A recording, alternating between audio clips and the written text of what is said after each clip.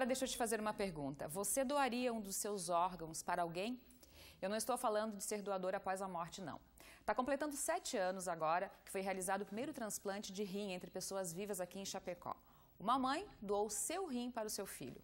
Esta mãe é a Lúcia Maria Perim Marmentini, que está aqui comigo com o seu filho, o Samuel João Marmentini, e o médico cirurgião, o Dr. João Baroncello, que fez essa cirurgia. Gente, obrigada pela participação de vocês.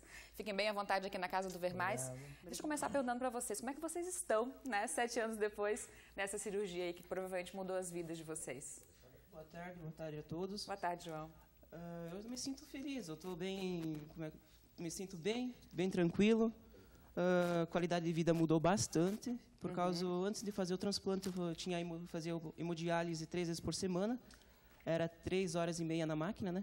Passada pelo processo de filtração, né?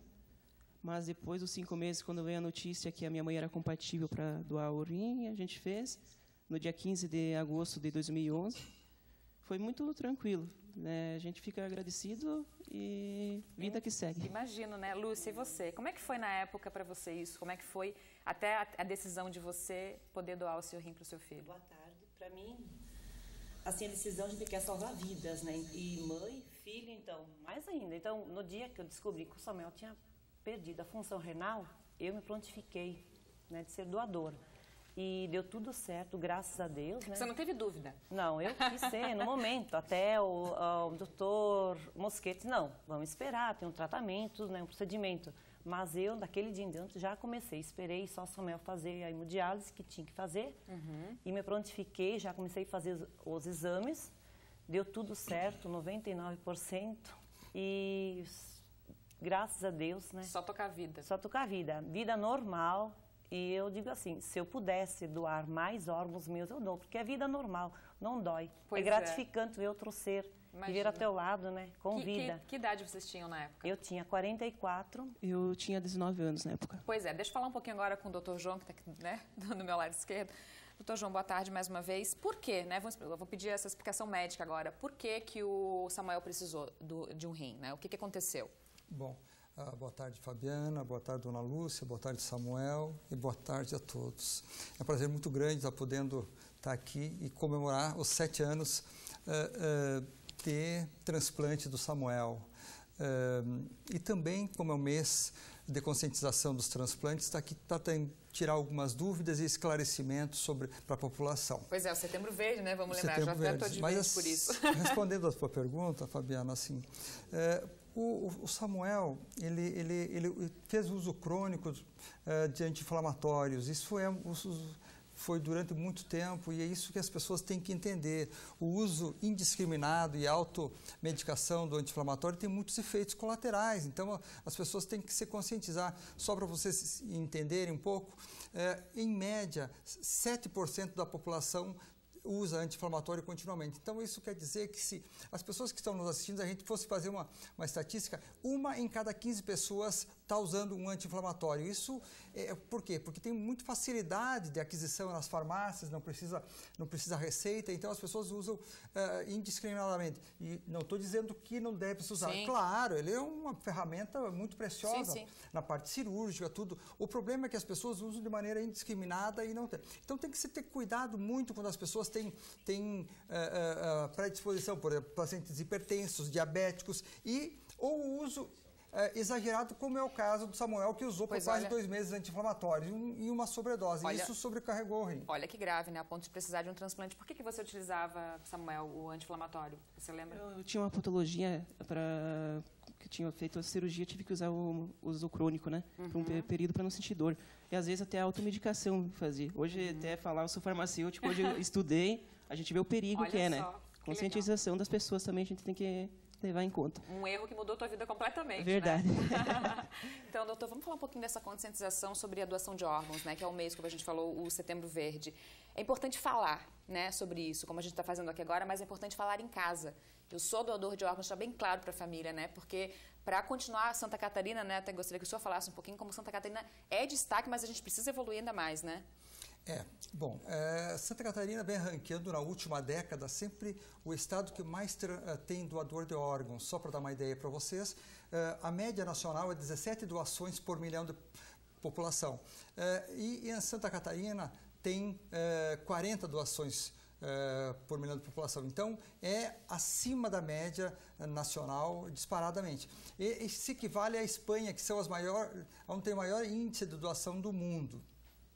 Então, as pessoas abraçaram a causa. E por que Santa Catarina vem ocupando o ranking? Justamente porque faz campanhas de incentivo, conscientização, reflexão sobre a doação e a necessidade das pessoas que estão necessitando de algum órgão. Então, isso é muito importante e isso que a gente faz nesse mês para tentar conscientizar a população, para que aumente o número de doações cada vez mais e diminua a fila de transplantes. É resultado de um trabalho árduo, né, feito pela SC Transplantes, principalmente, por todos esses médicos, né, como foram envolvidos aí.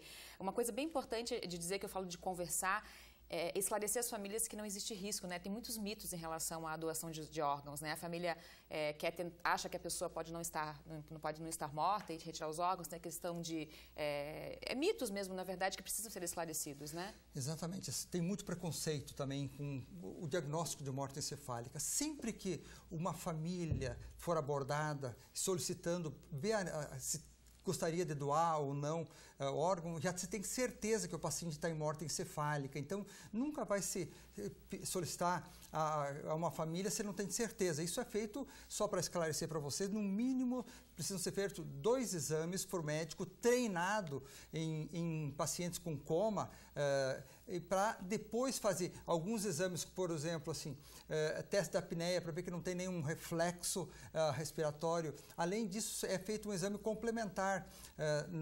O que mais se usa é a arteriografia para demonstrar que não há nem uma circulação sanguínea a nível encefálico. Então, você tem certeza que o paciente está em morte encefálica e não é irreversível. O paciente está sendo mantido por em torno de 1 dia a 2 ainda, às custas de medicações para manter pressão, às custas de um respirador, mas isso, se a família não optar por doar em 48 horas, isso não vai ser suficiente, o paciente vai fazer parada cardíaca. Outro preconceito também é que as pessoas acham que vai ser mutilado o ente querido, e não acontece. Obrigatoriamente tem que se recompor condignamente o ente querido. Então, ele vai ser elaborado de uma maneira que a família consiga ter, não veja diferença para... As homenagens, as últimas homenagens, né, final ali, tem um número, né, sobre isso, sobre a morte encefálica e quantas vidas poderiam ser salvas e não são. Em Santa Catarina, no ano passado, foram registradas 568 mortes encefálicas, 568 pessoas que poderiam doar os órgãos e apenas metade disso foi feito, né? Então, é muito importante que se faça, né, que se faça essa conscientização que a gente está fazendo nesse mês. Eu queria até pedir para o Samuel fazer esse apelo, né, que já como... né, passou por essa necessidade, claro que teve a mãe que fez, agora é farmacêutico, está na área da saúde. Eu queria que tu conversasse um pouquinho o teu pedido às pessoas aí, da tua visão. Bom, eu vou deixar claro aqui para as pessoas que a doação, quem está na fila esperando, no meu caso foi o renal, mas tem muitas pessoas que estão na fila espera de um fígado, espera do coração e outros órgãos. Eu acho que amor ao próximo, né? A sensibilidade é a primeira coisa que a gente precisa, né? Que a gente depende dos outros para viver. Nesse caso, eu precisei da minha mãe, deu a vida a 2ª vez. Eu sempre digo isso. Que maravilhoso. Então, eu acho que as pessoas aí que estão escutando, assistindo, que sensibilizem, né?